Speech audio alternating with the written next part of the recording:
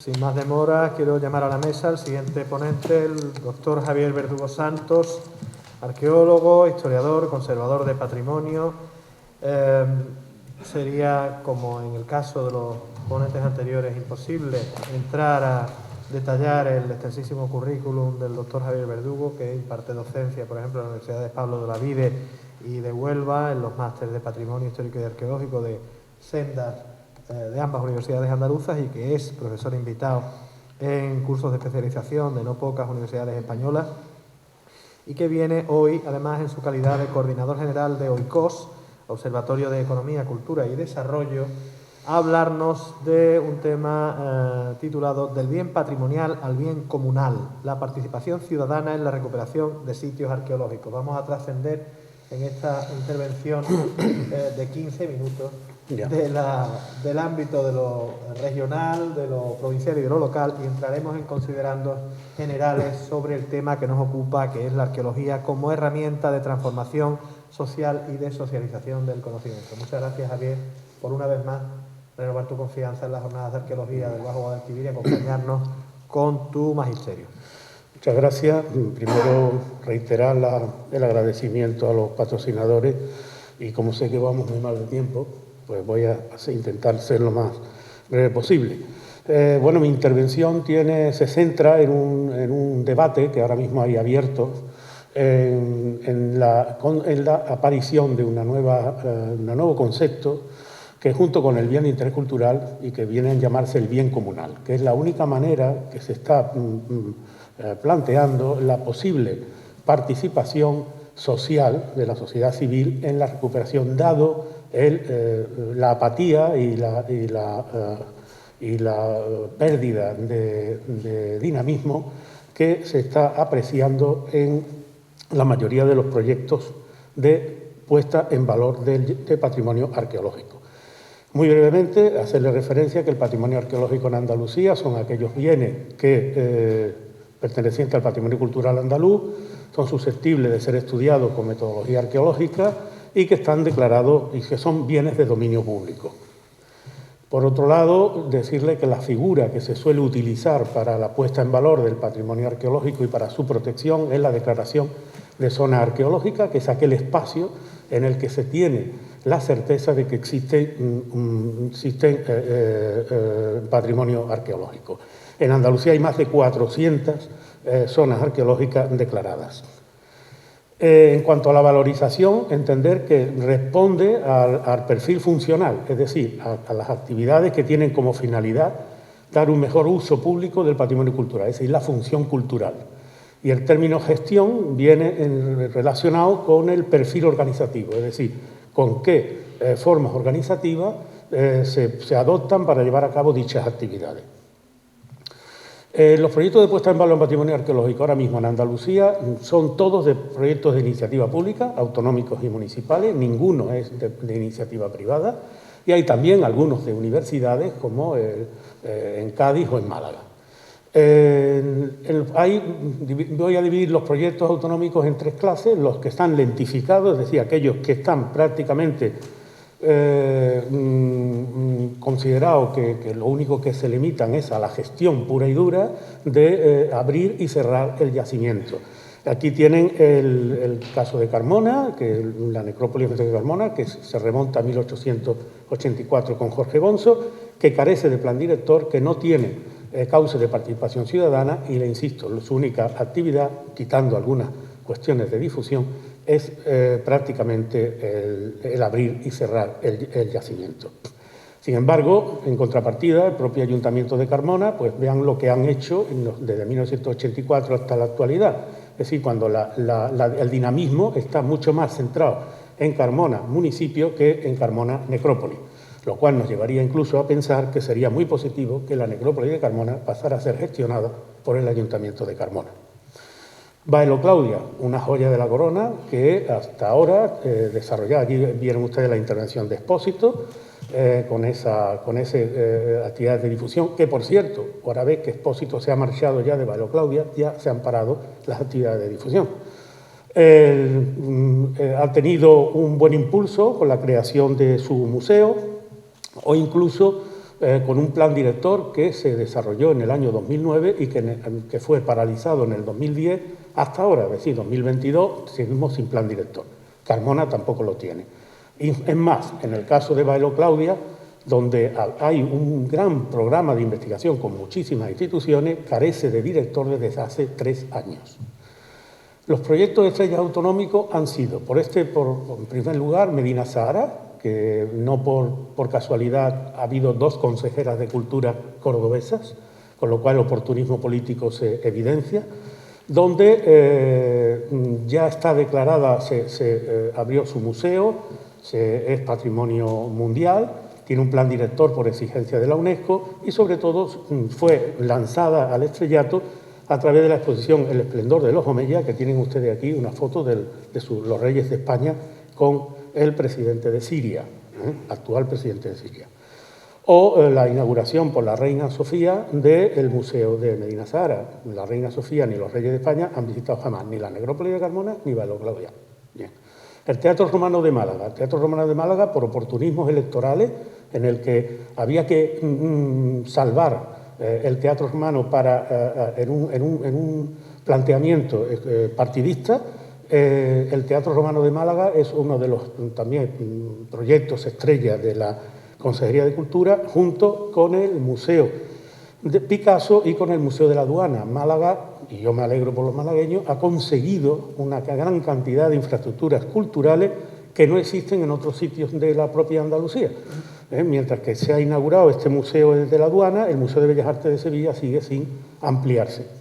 O el Dolmen de Menga, que fue declarado Patrimonio Mundial en 2016, que es el único que tiene plan director aprobado, porque el que hoy es responsable del mismo Dolmen de Menga, que ocupando un alto cargo en la consejería, decidió que solo se hiciera el de Menga. Por otro lado, tenemos los proyectos fallidos, es decir, lo que es el trabajo de Sísifo. Estamos condenados cada cierto tiempo a repetir continuamente el mismo proceso. El primero es Itálica. Itálica es el gran proyecto fallido de Andalucía. Desde hace muchísimos años. Piensen ustedes que Itálica empieza a recuperarse en 1810, con José I Bonaparte. Luego tiene un gran auge en el año 65-75 con los proyectos de expropiación, y aquí tienen el Teatro Romano de Itálica, que empezó a recuperarse en 1965 y aún no se ha terminado su recuperación, y sin embargo, han visto ustedes el Teatro Romano de Málaga, que se hizo en 5 años. Bien, Itálica, por otro lado, sí ha sabido capaz de desarrollar algunas actividades importantes, como el centro, el Festival de Danza o el Cross Internacional, por la labor no de la administración que gestiona Itálica, sino por la Diputación Provincial de Sevilla. El otro acto fallido es muy cercano a ustedes, el Teatro Romano de Cádiz, un proyecto que tenía que estar culminado en el 2012 para el bicentenario de la Constitución de Cádiz y que, bueno, su estado es absolutamente de parálisis. Proyectos de iniciativa municipal. Por otro lado, tenemos la otra cara de la moneda. Los proyectos de iniciativa municipal son todos unos proyectos en marcha, vivos, con una alta participación social y ciudadana. Aquí tienen, por ejemplo, la ciudad romana de Turóbriga en Aroche, que es el ayuntamiento con la Universidad de Huelva y con el apoyo de la población, perfectamente integrada. Oeste, que también diríamos que es la joya de la corona desde el aspecto municipal, que es la recuperación del castillo fortaleza de la Mota en Alcalá la Real. O la ciudad romana de Ituqui Virtus Julia, de Torreparedones, de Baena, Córdoba, que el ayuntamiento ha logrado recuperar en un periodo de 10 años con su foro o con su museo abierto al público. Y quizá el más espectacular es el de la Villa del Ruedo. La Villa del Ruedo en Almedinilla, donde aquí se intentó, ven ustedes en esa fotografía, voy a detener un poquito, voy a detener en esa fotografía cómo había una carretera que cruzaba la Villa Romana, y cómo se desvía la carretera, aparece esta escultura importantísima en bronce del dios Himnos, del dios del sueño. Cuando la Junta de Andalucía manda a un funcionario a recoger la escultura para llevarla al Museo de Córdoba, el alcalde de Almedinilla dice que de allí no sale la escultura. Y a partir de ahí se ha generado todo esto. El Ayuntamiento de Almedinilla ha creado el Centro de Interpretación y Museo de Almedinilla, ha recuperado el Cerro Ibérico, el poblado ibérico del Cerro de la Cruz y la propia Villa Romana. Y celebra, la movilización social lleva a celebrar todos los años esta actividad de Festum, en el que todo el pueblo participa activamente en la recuperación de su patrimonio romano e ibérico. Algunos ejemplos fuera de Andalucía, el caso de Cartagena, que en un periodo de 20 años ha sido capaz de salvar su teatro, su anfiteatro, su foro, y ahora mismo tiene el Museo del Agua, el Museo de Arqueología Subacuática. Cartagena vibra alrededor del patrimonio arqueológico, y aquí tienen lo que son las fiestas, en vez de moros y cristianos, de romanos y cartagineses, que cada año se celebran en Cartagena y la que yo invito a que vayan. Bien. La conclusión sería que los proyectos dirigidos desde lo público, sin contar con apoyo social, están sujetos a tensiones presupuestarias y oportunismos políticos. No responden a una planificación derivada de una política cultural, no hay un plan general de bienes culturales, el último creo que fue del año 2000, no se somete a control parlamentario la planificación anual de los proyectos, y a diferencia de, por ejemplo, como en Italia, donde cuando tú vas a hacer una actuación en Pompeya, llevas una ley al Parlamento italiano, que se aprueba Ley Pompeya, con los recursos presupuestarios que se van a emplear en Pompeya. Aquí no hay transparencia y no hay tampoco ninguna planificación. Entendemos que solo la movilización ciudadana detrás de un proyecto garantiza el éxito, y que el proyecto debe ser asumido como un bien comunal. Y ahora entramos ya en qué es esto del bien comunal. Pues de lo público institucional a lo público común. Son las teorías del profesor Osoña, del italiano. En Italia hay un gran debate sobre esto a niveles técnicos, a niveles de juristas, en el que se busca que la participación ciudadana en el proceso de puesta en valor y de gestión busque la gobernanza, es decir, la cogobernanza. Hay que participar en la sociedad civil junto con la administración responsable del proyecto. Hay que desarrollar proyectos que no se puede desarrollar proyectos que no cuenten con alianzas claras y participación ciudadana. Eso tiene un futuro incierto. Sometimiento a información y debate público de los proyectos, y las actuaciones en un bien cultural deben establecerse sobre el consenso social. Los bienes comunales, la dimensión de lo común ya existe. Piensen ustedes en las playas, en el agua, en la defensa del medio ambiente y, por tanto, el patrimonio. Hay que avanzar para construir otra manera de gestionar y de gobernar. El principio de colaboración leal entre instituciones, ayuntamientos, administraciones autonómicas, la ciudadanía y la sociedad civil se convierten en protagonistas activos en los procesos de valoración del patrimonio cultural. Hay una administración compartida a través de los instrumentos que se establezcan. El marco jurídico de referencia lo tenemos en España. En España tenemos el Reglamento de Bienes de Entidades Locales, y se tiene en la consideración de comunales aquellos bienes que, siendo de dominio público, como el patrimonio arqueológico, su aprovechamiento corresponde al común de los vecinos. Asimismo, se especifica que los bienes comunales solo podrán pertenecer a los municipios y a las entidades locales menores. Es decir, tenemos un instrumento jurídico por el cual podríamos empezar a trabajar en esta nueva figura. Aquí les traigo el ejemplo del reparto de las azas de labor de Vejer de la Frontera, que está declarado actividad de interés etnológico por la Junta de Andalucía, donde cada 4 años se hace un sorteo de unos bienes comunales para la labor de colonos. Participa toda la sociedad, es una gran fiesta el día que se celebra el sorteo. ¿Por qué? Porque la gente se identifica con el bien, porque el bien pertenece a su identidad como pueblo. Entonces, este es el bien comunal. La conclusión provisional que podríamos establecer, no pretendemos, ¿no?, que los ayuntamientos, que los yacimientos, arqueológicos, que los municipios, bien porque son suyos, porque los tienen cedidos, pasen a tener la consideración sin más de bien comunal, pues la filosofía hasta ahora de estos bienes es su aprovechamiento real por los vecinos. No obstante, y esta es la aportación que me permito sugerir, no obstante, debemos considerar la posibilidad de que los yacimientos, al tener la consideración de bien de dominio público, pudiera en sus procesos de puesta en valor y de gestión ser considerado un bien comunal de carácter especial, en el sentido de que forman parte de la historia de la comunidad en la que los mismos se encuentran. Y con ello debe ser una exigencia el que los ciudadanos participen en los procesos de recuperación y aprovechamiento de los mismos, es decir, de su gestión.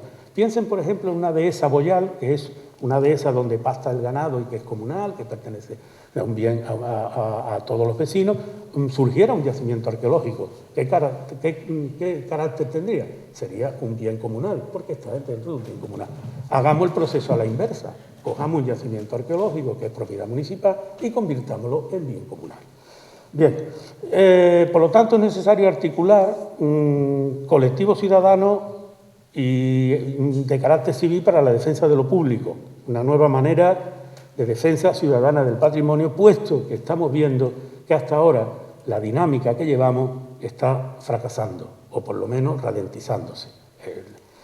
Por otro lado, hay que revisar el papel de las comunidades en el patrimonio arqueológico y hay que establecer nuevos modelos de relación arqueología-sociedad. Yo sé que este es un tema que a las autoridades autonómicas y a las municipales les preocupa, porque claro, al final dicen, bueno, esta vez sí vamos a tener que gestionar el yacimiento arqueológico en una asamblea, pero yo creo que hay muchos instrumentos que se pueden establecer para que los colectivos y la ciudadanía no tengan necesariamente que reunirse en una asamblea en un estadio de 5.000 personas. Hay muchas maneras de hacerlo. Los procesos de valorización deben partir de la base del consenso social y de la cooperación, que pueden servir para dinamizar proyectos fallidos. El caso de Itálica, el caso de Santi Ponce. Si tuviéramos más tiempo, yo les podría explicar a ustedes cómo las encuestas que se han venido haciendo.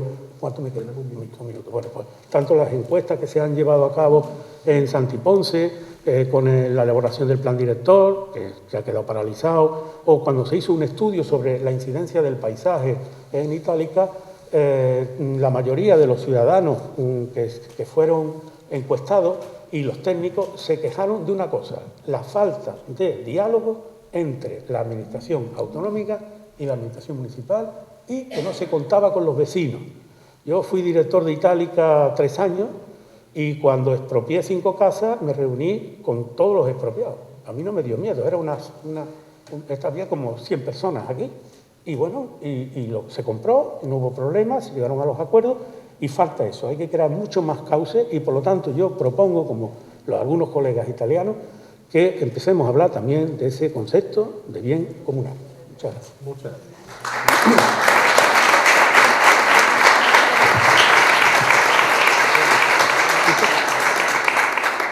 Muchas gracias, Javier, doctor Verdugo, por su exposición.